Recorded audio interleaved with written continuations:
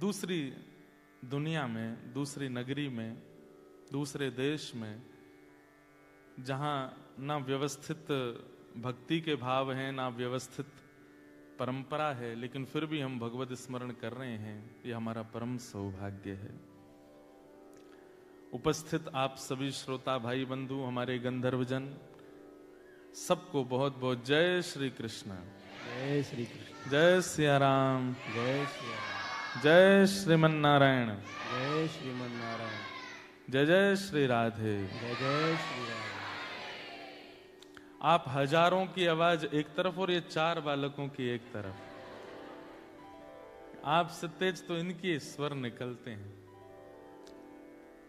खूब भाव से बोला कीजिए। देखो एक बात आपको बताएं, जैसे भगवान नाम उच्चारण किया जाता है ना, तो आभा मंडल में हमारे आसपास जो इर्द गिर्द जो वायुमंडल में कुछ जीवाणु ऐसे होते हैं जो हमारी स्थिति को परिवर्तित करने की क्षमता रखते हैं, जो हमारी मन बुद्धि को विकार युक्त कर देते हैं। जब उच्च स्वर में भगवत नाम बोला जाता है तो वो जीवाणु नष्ट हो जाते हैं, फिर कहीं ना कहीं हमारे विचार और व्यवहार में वो जीवाणु प्रवेश नहीं कर पाते। इसलिए जब जय जयकार बुलवाई जाए तो जय जयकार होनी चाहिए। प्रेम से बोलो जय श्री कृष्ण। जय सिया राम। जय श्रीमन नारायण। जय जय श्री राधे। देखो एक एक जीवाणु मर गया, अब सब बिल्कुल पवित्र हो गया है।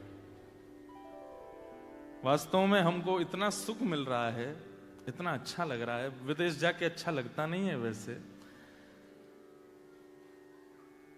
क्या एक पहेली बोलते हैं, कौन से दूर के ढोल सुहावने, क्या ऐसे कुछ बोलते हैं ना। हाँ, तो विदेश की तो बातें भारत में ही अच्छी लगती हैं। अमेरिका में ऐसा है, ऑस्ट्रेलिया में ऐसा है, लंदन में ऐसा है, स्विट्जरलैंड ऐसा है, क्या कि क्वींस टाउन ऐसा है।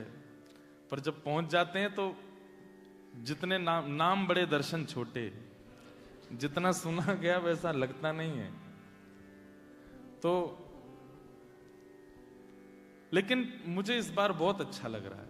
इतनी बार विदेश यात्राओं पर गए, पर इस बार का जो अनुभव कल से अब तक हो रहा है बहुत आनंददायी। और उसके पीछे कारण है आप सबका जो स्वभाव है, आप सबका जो व्यवहार है, आप सबकी जो मुखाकृति है ना। कथा सुनने वाले अलग होते हैं और कृष्ण से प्रेम करने वाले अलग होते हैं। आप सब प्रेमी लोग दिख रहे हैं।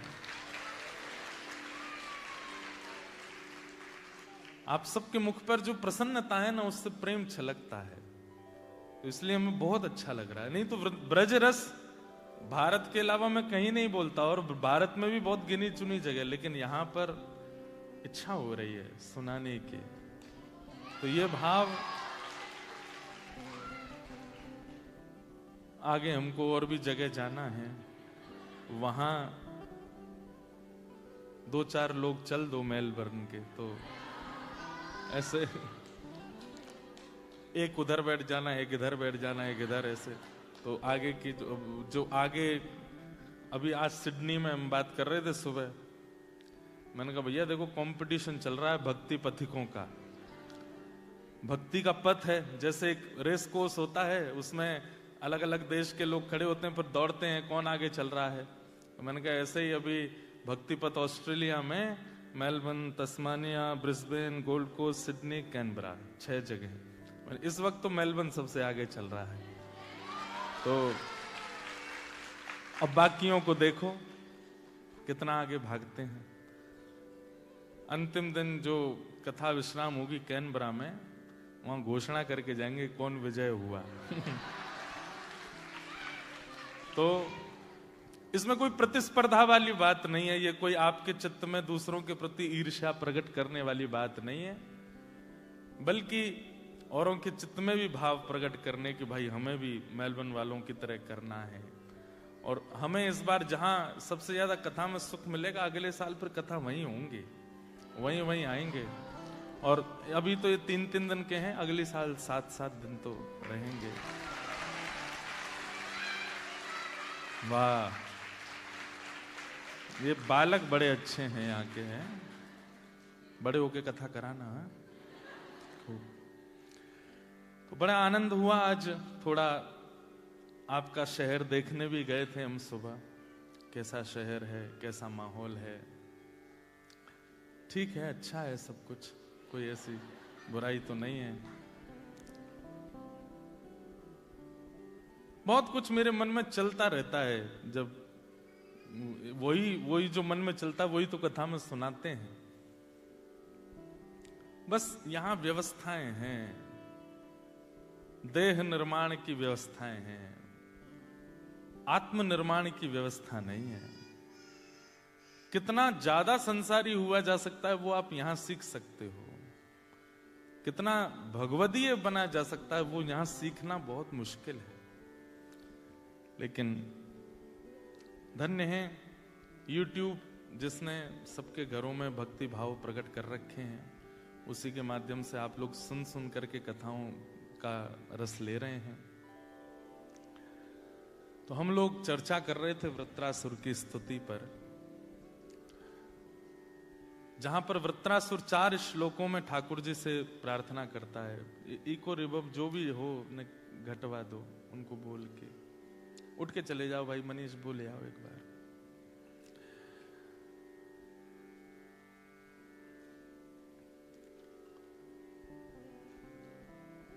अहम हरे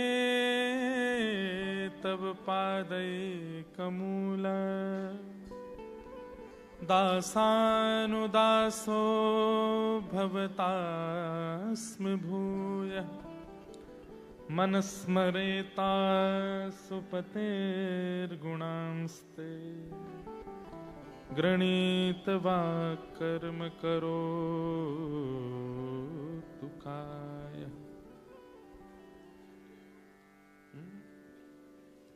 एक अनाउंसमेंट है कि लोगों ने ड्राइववे पर इलीगल पार्किंग की है।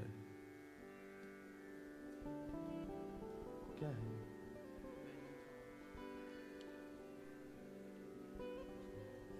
भैया हम बार बार आना चाहते हैं ऑस्ट्रेलिया, इसलिए आप लोग ध्यान रखो, कोई इलीगल पार्किंग करके आए हैं बाहर, तो जो वेन्यू के ओनर हैं वो कह रहे हैं कि ठीक करवा दीजिए, नहीं तो पुलिस या काउंसिल को कंप्लेन होगी। तो जिन जिन की गाड़ियां इर्द गिर्द खड़ी हैं, धीमे से उठ के चले जाओ, हम आपको देखेंगे भी नहीं और ना कोई और देखेगा। चुपचाप जाके अपनी गाड़ी व्यवस्थित कर आओ, नहीं तो कल की कथा और है भैया, इसलिए बहुत व्यवस्थित सब लोग कर लीजिए। तो आज हमको बहुत सारे प्रश्न आए, अब प्रश्न इतने आ गए हैं कि अब मैंने तो 5-6 ही पढ़ पाया हूं, अभी इतने तो बकाया रखे हुए हैं, लेकिन कोई नहीं, हम सबका उत्तर देंगे। और एक बात बोलें, आप ध्यान से कथा सुनना, आपके प्रश्न का उत्तर कहीं ना कहीं मिल ही जाएगा। और जो रह गए हैं वो निराश नहीं होना, कल की कथा और है, कल एक बार हम रात में पढ़ लेंगे, कल दे देंगे। तो किसी ने कहा है, यदि कोई वैष्णव है और वह अपनी भक्ति का बहुत शो ऑफ करता है और ना चाहते हुए भी उसमें दोष दर्शन होने लगे, तो ऐसी सिचुएशन में क्या करें? कभी मन में विचार आता है, ये इतना ओवर एक्टिंग क्यों करती या करता है? हमारी एक बात सुनिए, इसका मतलब क्या है?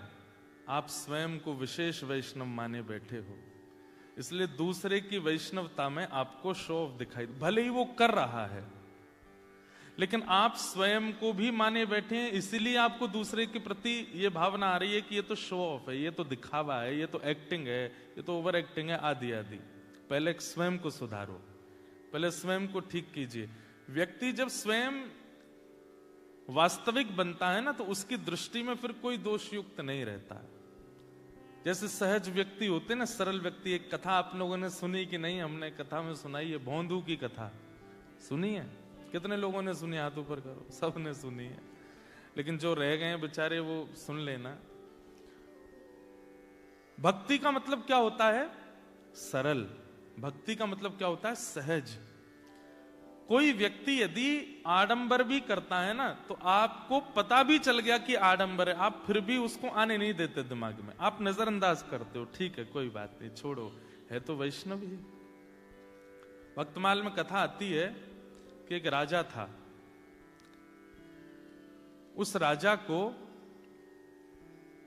सिर में एक दर्द हुआ जिसको वैद्य अनेक प्रयास करके भी ठीक नहीं कर पाए।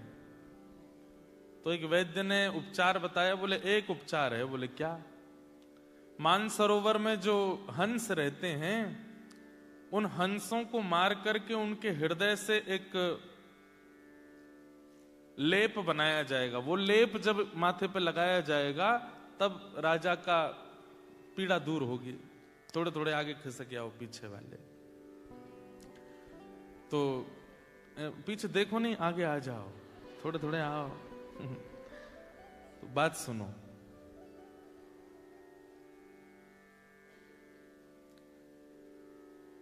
राजा ने अपने सब सैनिकों को आज्ञा की, मानसरोवर जाओ और वहां से हंसों को पकड़ के लाओ, मेरा दर्द ठीक होना चाहिए। और वो हंस जो थे वो वैष्णवों के बड़े प्रेमी थे, वैष्णवों की बड़ी निष्ठा करते थे। ठाकुर जी भी वैष्णव निष्ठा करने वाले से बड़ा प्रेम करते हैं। जो वैष्णवों की सेवा करता है, भक्तों की सेवा करता है, उससे ठाकुर जी को बहुत प्रेम होता है। हमारे अष्टसखा कहते हैं, गिरधर जब अपनों करी जाने, ठाकुर जी ने हमको अपना लिया, ये कब जानो? बोले ताको मन भक्तन की सेवा। जिसका मन भक्तों की सेवा में बहुत लगता है, समझो ठाकुर जी ने उसको अपना लिया है। ठाकुर जी की सेवा से ज्यादा मन लगता है ठाकुर के भक्तों की सेवा में, समझो कि ठाकुर जी ने उसको अपना लिया, ऐसा अष्टसखा कहते हैं। तो उन हंसों से ठाकुर जी बहुत प्रेम करते थे, क्योंकि वो वैष्णवों की बड़ी सेवा करते थे। जब कभी भी मानसरोवर पर कोई संत आते, वैष्णव आते, भक्त आते, तो ये हंस जाते थे, उनको प्रणाम करते थे, उनको वंदन करते थे। और आज इन्हीं हंस को पकड़ने के लिए राजा के सैनिक आ रहे हैं। सैनिकों को देख करके हंस वहां से भाग गए। हंस बहुत कम दिखते हैं ही नहीं, अभी केवल मानसरोवर में, वहां पे भी सबको दर्शन नहीं होते। तो सैनिकों को पता चला कि ये हंस जो है ये संत महात्माओं के हाथ से दाना चुगते हैं। इसका मतलब है कि भगवा भेषधारी इनको प्रिय लगते हैं। हम सब सैनिकों के भेष में आए इसलिए दूर भाग रहे हैं, भगवा भेष पहन लो। क्या किया? आडंबर। हैं सैनिक, लेकिन बन करके कैसे आए? जटा जूट बांध करके, तिलक फोटा लगा करके, धोती वोती पहन करके, संत जैसा हाथ में करताल लेकर के नारायण नारायण करके मानसरोवर पर सैनिक आ गए। तो उनको देख करके हंस ने दूसरे हंस से कहा, देखो संत आए हैं, प्रणाम करने चलो। तो दूसरा हंस बोलता है, ये संत नहीं है, ये वही हैं जो कल हमको पकड़ने आए थे, जो हमको मारने ले जाने वाले हैं, ये वही आए हैं। तब पहला हंस कहता है, बोले कि मुझे भी पता है ये वही हैं, लेकिन इनके भेष देखो, इनकी वेशभूषा देखो, इनका स्वरूप देखो, ये तो संत के रूप में आए हैं ना। और हमारा आज तक नियम रहा है कि हम संतों को प्रणाम करते हैं, भले ही वो व्यक्ति शुद्ध नहीं है, लेकिन उसके वस्त्र तो शुद्ध है ना, इसलिए हमको प्रणाम करने जाना चाहिए। और दोनों हंस जानते हुए भी कि ये दोनों ये सैनिक हैं, ये संत नहीं है, फिर भी उनको प्रणाम करने गए। और जैसे ही प्रणाम करने लगे, उन सैनिकों ने तुरंत अपना चोला हटा दिया और हंसों को बंदी बना करके जाले में बांध करके ले गए राजा के यहां। ठाकुर जी इस लीला को देख रहे थे, बहुत ध्यान से सुनना, जिन्होंने ये पत्र दिया वो तो बहुत ही ध्यान से सुनो। ठाकुर जी इस लीला को देख रहे थे और लक्ष्मी जी से बोले, देखो ये दोनों जानते थे कि ये सैनिक हैं, संत नहीं है, लेकिन केवल उनकी वेशभूषा संतों की थी, इसलिए चले गए और प्रणाम। देखो भैया, किसी को आगे करना है व्यवस्था, धीमे धीमे बोलना नहीं, हाँ बहुत धीमे धीमे, हमारा बहुत डिस्ट्रक्शन हो जाता है। फिर क्या बता रहा था? हाँ, लक्ष्मी से भगवान बोले, देखो ये दोनों जानते हैं कि ये संत नहीं है, सैनिक हैं, लेकिन फिर भी अपने जान की बाजी लगा करके प्रणाम करने गए, क्योंकि उनके वस्त्र संतों के थे, रसिकों के थे। लक्ष्मी जी बोली अब क्या होगा? लक्ष्मी जी तो बोली है ये तो गलत बात है, चतुराई दिखानी चाहिए थी। जब जान गए हैं सामने वाला वैष्णव नहीं है तो फिर उसके पास क्यों गए? ये तो मूर्खता है। ठाकुर जी बोले तुम नहीं समझोगे। वैष्णवों के प्रति प्रीति का मतलब यह नहीं होता कि वो व्यक्ति विशेष प्रीति के योग्य है। उसके कई बार व्यक्तित्व पर प्रीति नहीं होती, पर उसका बाह्य आवरण भी पूजनीय होता है, वंदनीय होता है। वैष्णवता आवरण से लेकर के हृदय तक सब जगह होती है। किसी का हृदय नहीं होता लेकिन बाहर का आवरण है तो उसको भी प्रणाम करना चाहिए। भगवान बोले अब इनकी रक्षा करने मैं जाऊंगा। और ठाकुर जी राजा के यहाँ एक वैद्य बन करके पहुंच गए और बोले देखो राजन, इन हंसों को मत मारो, मेरे पास एक औषधि है, मैं औषधि लगाऊंगा और औषधि लगाती अगर तुम्हारी पीड़ा दूर ना हो जाए तो कहना, लेकिन अगर पीड़ा दूर हो जाए तो इन हंसों को वापस छुड़वा देना। ठाकुर जी ने अपने हाथ से पे लेप बना करके राजा को लगाया, राजा की पीड़ा दूर हो गई। राजा बड़ा प्रसन्न हो गया। वैद्य को खोजो, कहाँ है जो मेरा लेप बना के लाया था? ठाकुर जी तो अंतर ध्यान हो गए। तब हंसों ने बताया, बोले कि वो वैद्य कोई और नहीं ठाकुर जी थे, क्योंकि हम जानते हुए भी तुम्हारे सैनिकों के हवाले हो गए, क्योंकि वो संतों के वेश में थे, इसलिए हमारी रक्षा करने स्वयं ठाकुर जी आए थे। समझ में आई कोई बात? क्या ये शो ऑफ दिखना, किसी के भक्ति के भाव में दोष दिखना, या किसी के प्रति ये भाव रखना कि ये तो केवल पॉपुलैरिटी के लिए या फिर केवल लोगों को दिखाने के लिए भजन करता है, एक बात हमारी बहुत ध्यान से सुन लीजिएगा। ये माथे पर उर्दपुंड अगर विराजमान है ना, तो ये बात निश्चित है कि वो किसी रूप में ठाकुर जी के द्वारा स्वीकार किया जा चुका है। आप उसमें दोष मत देखो।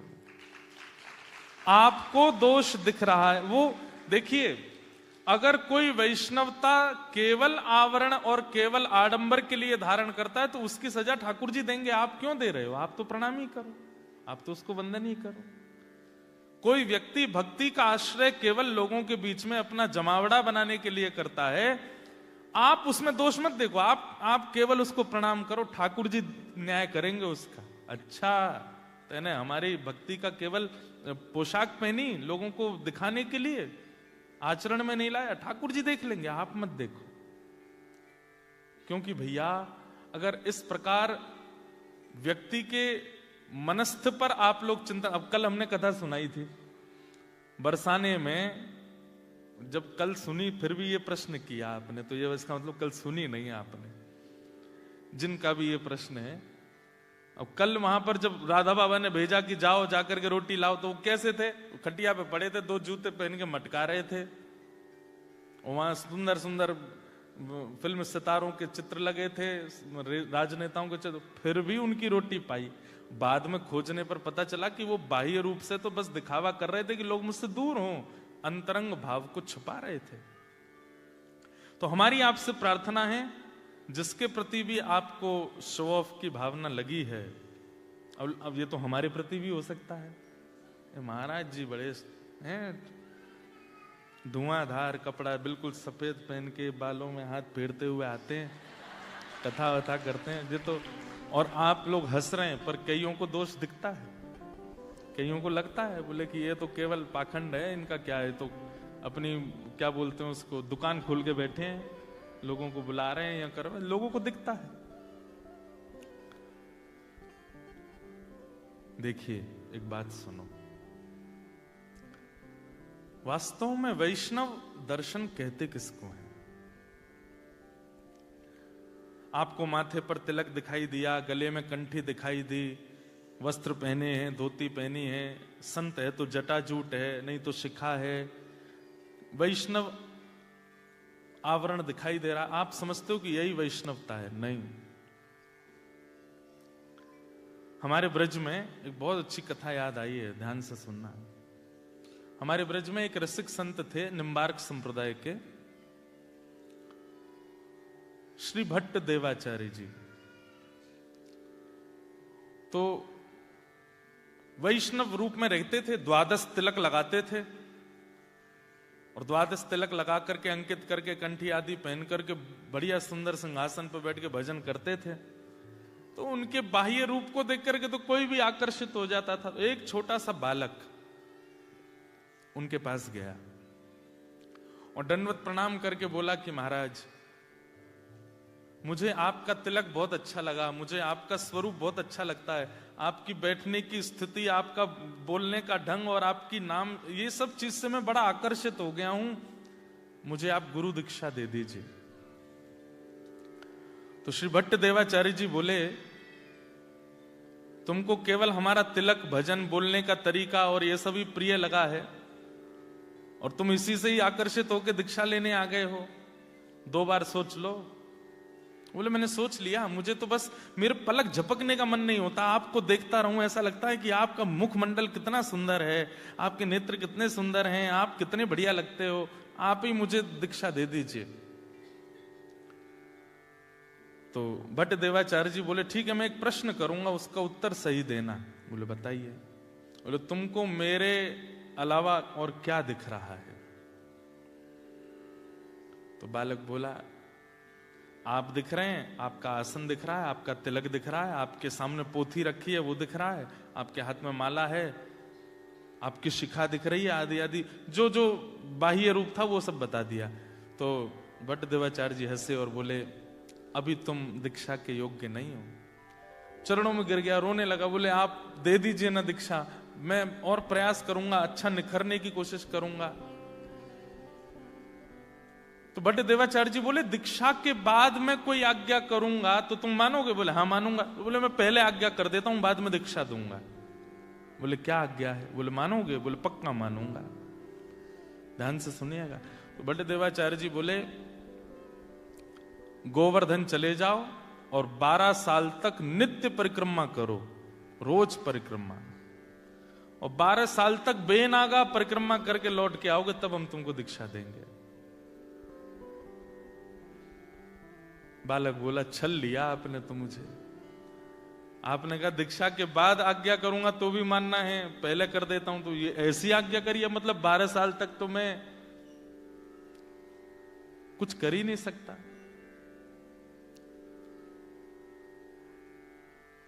लेकिन गुरु आज्ञा मान करके वो बालक 12 साल के लिए गोवर्धन चले गए और नित्य परिक्रमा लगाते। इतनी निष्ठा।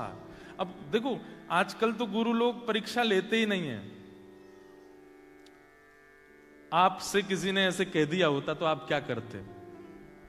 बोले सुनो, बहुत बतेरे गुरु बैठे हैं, हम कहीं और चले जाते हैं। हाँ ये भी कोई बात है? 12 साल की परीक्षा ले रहे हो आप हमारी।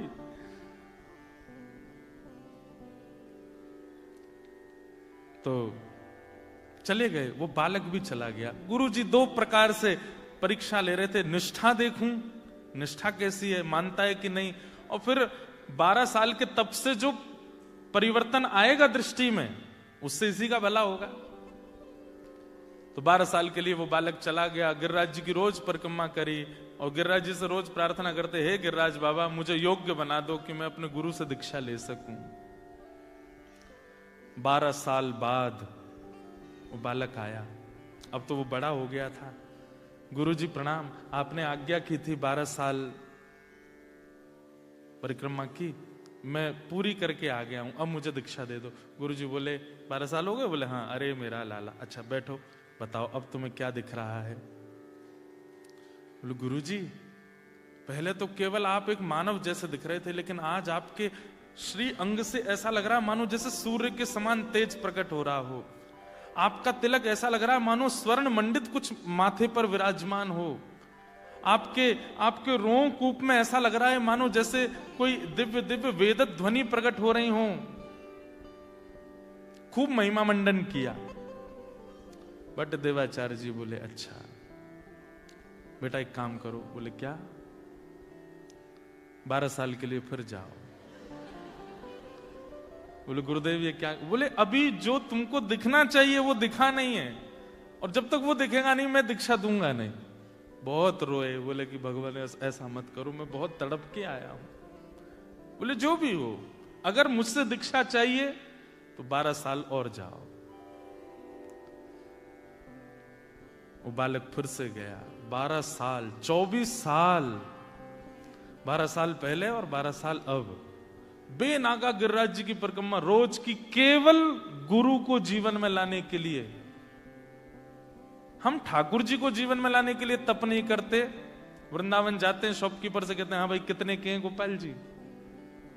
5,000 रुपए। थोड़े कम कर लो यार, ऑस्ट्रेलिया से आए हम। भैया एक बात हमारी ध्यान से सुनिएगा, भजन, भक्ति, गुरु, वैष्णव, ठाकुर जी, ये सहजता से अगर जीवन में आ गए ना, आप उनकी सेवा फिर निपुणता से करोगे नहीं। इसलिए मूल्यवान वो मोल से आने चाहिए, वो मेहनत से आने चाहिए, वो तप से आने चाहिए, तभी आप उनका मूल्य समझोगे। 24 साल हो गए, अब वो बालक नहीं रहा है, अब तो वो बड़ा हो गया, आयु उसकी खूब हो गई। आया, प्रणाम किया, बोले गुरुदेव 24 वर्ष की तपस्या पूरी हो गई, अब आज्ञा कीजिए। गुरु जी बोले बैठो सामने, बताओ अब क्या दिख रहा है? बोले गुरुदेव ऐसा लगता है कि आप कोई सहचरी हैं, आप कोई ठाकुर जी की नित्य दासी हैं। आप अभी तक मुझे पुरुष रूप में दिखते थे, पर ऐसा लगता है कि आप ब्रज की कोई गोपी हो, और आप अभी अभी दही मत करके आए हो, और दही से निकले हुए जो माखन के लोना है वही आपके मुखमंडल पर छींटे के रूप में दिख रहे हैं। जो पहले तिलक दिख रहा था, अब उसको वो कुछ और दिख रहा था। गुरुजी बैठे बैठे प्रसन्न हो रहे थे, खुश हो रहे थे, और बोले आप अभी ऐसे लग रहे हो कि जैसे मानो ठाकुर जी वेणुनाद कर रहे हैं और आपको अपनी लीला में बुला रहे हैं, और आप बस तुरंत मेरे से मुक्त होकर के सीधे वहीं जाने को तत्पर बैठे हैं। ऐसा लगता है कोई दिव्य लीला हो रही है, और आप उस लीला की एक गोपी हैं। ये कोई आडंबर नहीं था, ये सत्यता थी, ऐसा ही दिख रहा था उसको। बट देवाचार्य जी बोले बेटा, बोले जी गुरुदेव, बोले 12 साल के लिए जाओ गोवर्धन। लेकिन अब की बार वो रोया नहीं, वो समझ गया कि नहीं, मेरी योग्यता अभी बनी नहीं है। फिर भी कहा गुरुदेव मैं जान सकता हूं क्या मुझे जो दिख रहा है वो सत्य नहीं है? बोले सत्य है, लेकिन तूने आते ही कहा कि 12 साल की तपस्या पूरी हुई। ये 12 वर्ष की तपस्या का एक अभिमान तेरे चित्त में है, एक बार और जाओ। कितने 12 थोड़ी, अब तो कितने हो गए, 24 वर्ष हो गए। फिर से गया, 12 साल फिर गिरिराज जी की परिक्रमा करी, और जैसे ही 36 वर्ष हो गए, लौट करके जब आए, श्री भट्ट देवाचार्य जी अपने आसन पर बैठे थे, और सामने से वो जैसे ही आया, आते अब कुछ बोला नहीं, अब कुछ कहा नहीं, बस नेत्रों से अविरल अश्रुधारा गिरी। भट्ट देवाचार्य जी बोले कहो बालक, क्या कह रहे हो? बोले नाथ, ऐसा लगता है कि मानो मेरे सामने साक्षात यशोदा मैया बैठी हैं, और उनके एक गोदी के ऊपर साक्षात किशोरी जी बैठी हैं, और दूसरी गोदी में साक्षात श्री लाल जी बैठे हैं। श्री प्रिया लाल जी को गोद में लेकर के मानो जैसे यशोदा जी बैठी हैं, मानो जैसे कीर्ति मैया मेरे सामने बैठी हैं, मानो जैसे साक्षात कोई गोपी दोनों युगल सरकार को लेकर के बैठी है। तुरंत भट्ट देवाचार्य जी अपने आसन से उठे। युगल गोदी में दिखे ना? बोले हाँ। बताओ ठाकुर जी का रूप कैसा है? बोले कटाक्ष नेत्र हैं, मंद मंद मुस्कार हैं, थोड़ी थोड़ी दतुइयां दिख रही हैं। श्री जी का रूप कैसा है?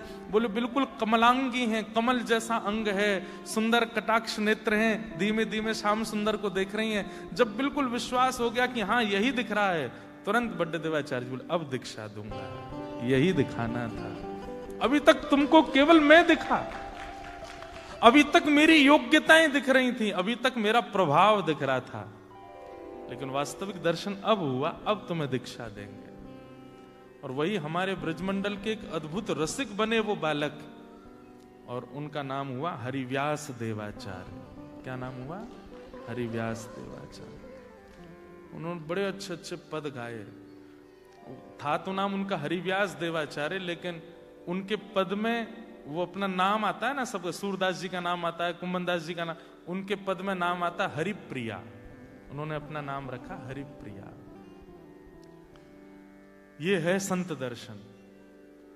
हमको तिलकधारी, धोतीधारी, चोटीधारी, वैष्णव, तुलसीधारी में दोष दिख रहा है, और यहां देखिए एक आचार्य चरण 36 वर्ष तप करा करके अपनी गोद में ठाकुर जी दिखा रहे हैं।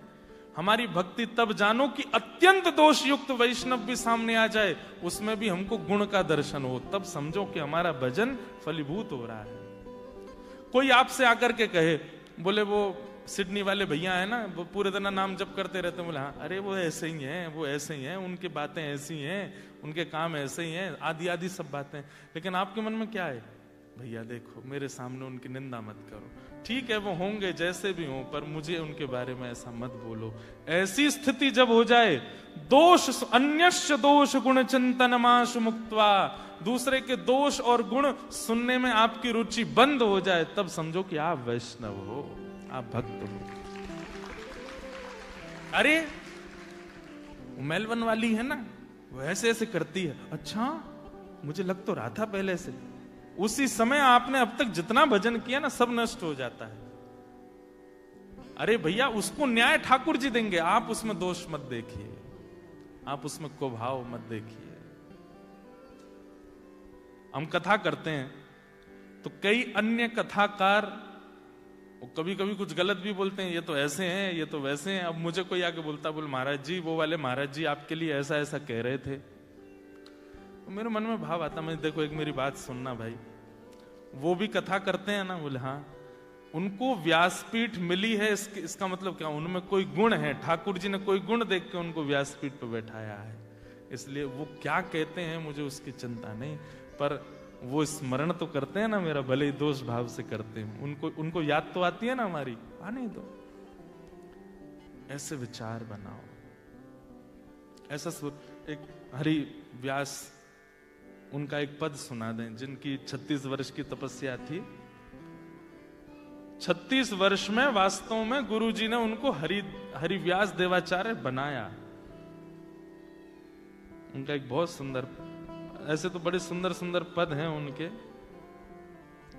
लेकिन एक बहुत सुंदर पद है, जीवन धन राधा वल्लभ लाल, जीवन धन राधा वल्लभ लाल, जीवन धन राधा वल्लभ लाल, जीवन धन राधा वल्लभ लाल, कृष्ण वल्लभा रसिक राधा, कृष्ण वल्लभा रसिक राधा। एक बात सुनिए, मुझे बहुत आश्चर्य हो रहा है कि मैं ऑस्ट्रेलिया में ये सब भाव सुना रहा हूं। ये ढूंढने से नहीं आते, भारत में कई जगह पर कथा करने पर निश्चित ही आपको अभिमान हो इसलिए नहीं बोल रहे हैं, यहां जरूर वैष्णव रसिक जन बैठे हैं, तभी ये भाव प्रकट हो रहे हैं, तभी ये भाव आ रहे हैं। गाइए मेरे साथ में, बहुत अच्छा स्वर है आपका। कृष्ण वल्लभा रसिक राधा, कृष्ण वल्लभा रसिक राधा, कृष्ण वल्लभा रसिक राधा, कृष्ण वल्लभा रसिक राधा, वारिज बदने बाल परम धन राधा वल्लभ लाल, परम धन राधा वल्लभ लाल, जीवन धन राधा वल्लभ लाल, जीवन धन राधा वल्लभ लाल, जुगल किशोर किशोरी जोड़ी, जुगल किशोर किशोरी जोड़ी,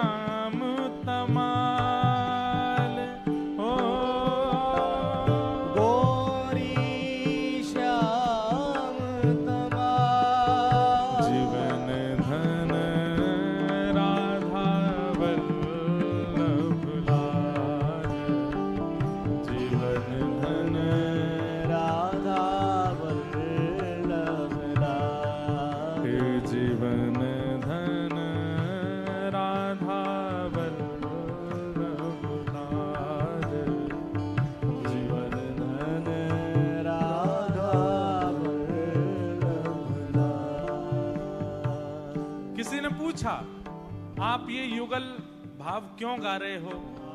जीवन धन राधा वल्लभ लाल, उनकी रूप माधुरी का वर्णन कर रहे हो। गौरी श्यामा जी हैं। तमाल, तमाल एक वृक्ष है।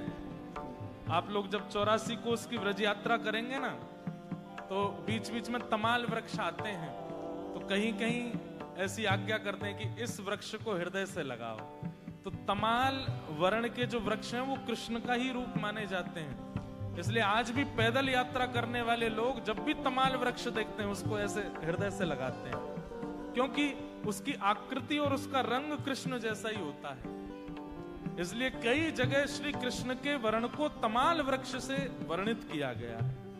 तो किसी ने पूछा कि श्री हरिव्यास जी, आप ये स्तुति क्यों गा रहे हो, चाहते क्या हो?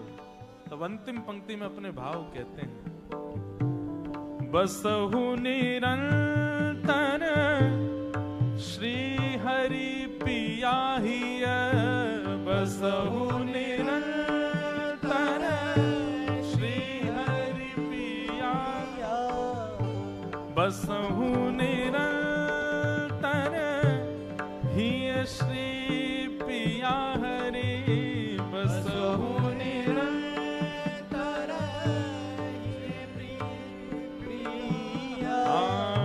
बसहु निरंतर श्री हरि पिया हिय, बसहु निरंतर श्री हरि पिया हिय, आनंद रूप रसा, आनंद रूप रसा, जीवन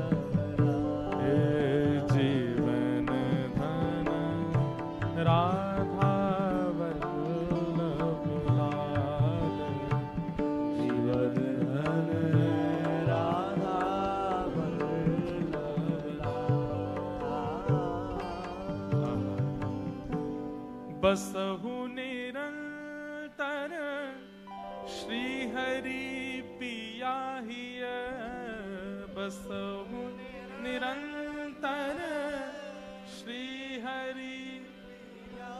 हरिराम हरिव्यास देवाचार्य जी का जो निकुंज का नाम है वो क्या है? हरिप्रिया। जब गुरु दीक्षा होती है ना, तो गुरु जी भी एक नाम देते हैं। गुरु दीक्षा के बाद, गुरु दीक्षा के बाद गुरु जी जो नाम देते हैं ना, फिर ठाकुर जी आपको उसी नाम से ही जानते हैं। फिर आपका जो माता पिता के द्वारा प्रदत्त नाम है उससे आपको ठाकुर जी नहीं जानते। इसलिए हमारे यहाँ नियम कहते हैं कि जब दीक्षा हो जाए तो गुरु जी जो नाम दें, पूरी दुनिया में तो आप माता पिता वाले नाम को रखो, जॉब में भी उसी नाम को रखो, सोशल अकाउंट पे भी उसी नाम से रहो, दुनिया में उसी नाम से जाओ, पर जब जब ठाकुर जी के सामने जाओ अपने गुरु द्वारा प्रदत्त नाम से ठाकुर जी को प्रणाम करो। हे नाथ, हरिप्रिया दासी का आपको प्रणाम। अब नाम आपका भले ही कुछ भी है, लेकिन गुरु जी ने हरिप्रिया दासी रखा है, तो उसी नाम से प्रणाम। बड़े बड़े रहस्य हैं भैया। जब आप अपना गुरु प्रदत्त नाम बोलते हैं ना ठाकुर जी के आगे, फिर ठाकुर जी के मन में इच्छा प्रकट होती है कि अरे ये उस परंपरा के शिष्य हैं, चलो इनको अब निकुंज का आस्वादन कराया जाए। आप अनुभव करेंगे कि कभी कभी स्वप्न में, कभी कभी भाव में, कभी कभी इमेजिनेशन में ठाकुर जी की लीलाएं दिखेंगी। क्योंकि गुरु क्या करते हैं, हाथ पकड़ करके संसारी भाव से निकुंज में प्रवेश कराते हैं। इसलिए हरिव्यास देवाचार्य जी का निकुंज का नाम क्या है? हरिप्रिया। तो वे क्या कह रहे हैं? बसहु निरंतर हिय श्री हरिप्रिया, आनंद रूप रसाल, जीवन धन राधा वल्लभ लाल। तो अब एक प्रश्न में पूरी कथा ही हो गई, लेकिन कोई हम विषय से बाहर नहीं गए हैं। जो वृत्रासुर का विषय है वो यही है, दासानुदासो भवतास्म भूयः। भैया एक बात सीधी हमारी अब स्पष्ट रूप से मेलबर्न वाले जान लो, सीधे ठाकुर जी के चरण मत पकड़ो। ठाकुर जी अब तक घर में सेवा करा रहे हैं, ठीक है, उनकी सेवा करो, पर उनसे भी ज्यादा इन रसिकों, अब हरिव्यास देवाचार्य जी का एक ग्रंथ है, उसका नाम है महावाणी। क्या नाम है? उसमें सुंदर सुंदर पद लिखे हैं, लीलाएं लिखी हैं ठाकुर जी की। और कोई योग्य हो तो उसको पढ़ सकता है, लीलाओं का आस्वादन कर सकता है।